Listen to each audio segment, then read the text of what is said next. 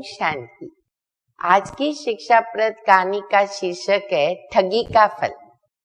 कहते हैं कि एक किसान था, उसके पास एक खेत था और एक बैल था। और वो जो बैल था वो उसने बहुत परिश्रम से जाकर के जहाँ जानवर खरीदते हैं वहां से खरीद करके आया। जब वो रास्ते से आ रहा था तो उस समय की बात है जब 100 रुपए की भी बहुत वैल्यू होती थी। तो उस समय उसको वो बैल 150 रुपए में मिला था। तो उसको सामने 4 लड़के मिले। वो 4 लड़कों ने सोचा कि हम ये बैल खरीद लेते हैं। तो उसने किसान को पूछा कि हमको ये बैल आप कितने में दोगे। तो किसान को विचार आया कि मैंने 150 रुपए में खरीदा है, अगर मैं इनको 200 रुपए में दूंगा तो मुझे एक्स्ट्रा पैसा मिलेगा और मैं और एक अच्छा बैल और इससे भी अच्छा वाला खरीद लूंगा।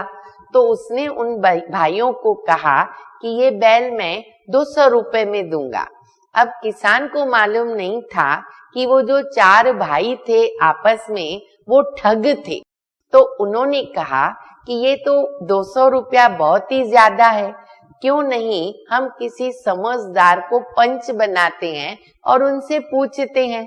तो उन्होंने एक व्यक्ति को पंच बनाया और उसको पूछा कि ये बैल कितने में मिल सकता है।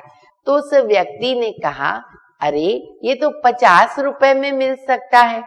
अब किसान ने वायदा किया था कि पंच जैसा बोलेगा ऐसा हम करेंगे, तो उसको 50 रुपए में वो बैल देना पड़ा।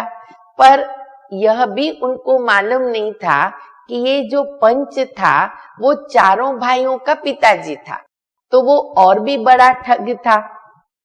जब किसान घर में गया फिर उसको ये विचार आया कि मुझे कैसे भी करके उन लोगों से बदला तो लेना ही है। तो उसने दूसरे दिन महिला का रूप धारण किया और जाकर के उन भाइयों को कहा कि मैं आपसे शादी करना चाहती हूँ। चारों ही भाई उसके ऊपर लट्टू हो गए, बोला हम शादी करने को तैयार है। तो उसने कहा मैं शादी तब करूंगी जब आप मेरे को सहारनपुर के आम, मथुरा के पेड़े और बनारस की साड़ी लाके दोगे। तो बोला हम तैयार हैं।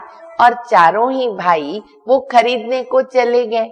और यहाँ पर उस किसान ने क्या किया, उसके पिताजी को खूब मारा, खूब पिटाई किया और मार करके वापस चला गया। जब चारों ही भाई वापस आए तो देखा पिताजी की हालत बहुत खराब है, पर ये हालत किसने की वो उनको मालूम नहीं पड़ा। दूसरे दिन वो ही किसान हकीम बन करके आया और आकर के कहा कि मैं इनकी दवाई करना चाहता हूँ। भाई खुश हो गए। तो उसने कहा कि ये जड़ी बूटी ला करके दो तो मैं इनकी दवाई करूंगा।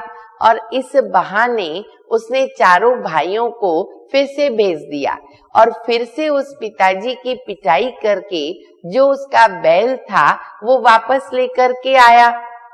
जब भाई लोग वापस आए तो देखा कि पिताजी की हालत और भी खराब है और बैल भी हमारे पास नहीं रहा है।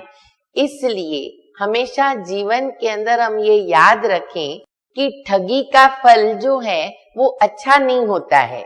और ये जो ठगी करने की आदत है, ये संस्कार, ये स्वभाव भी बहुत ही खराब है। हम समझते हैं कि हम दूसरों को ठग रहे हैं, लेकिन एक्चुअली हम स्वयं को ही ठगते हैं।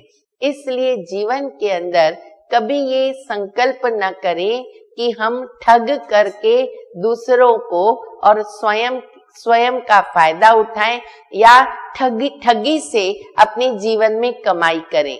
ठगी की कमाई हमें कभी भी पच नहीं सकती है, वो सफल नहीं हो सकती है। ओम शांति।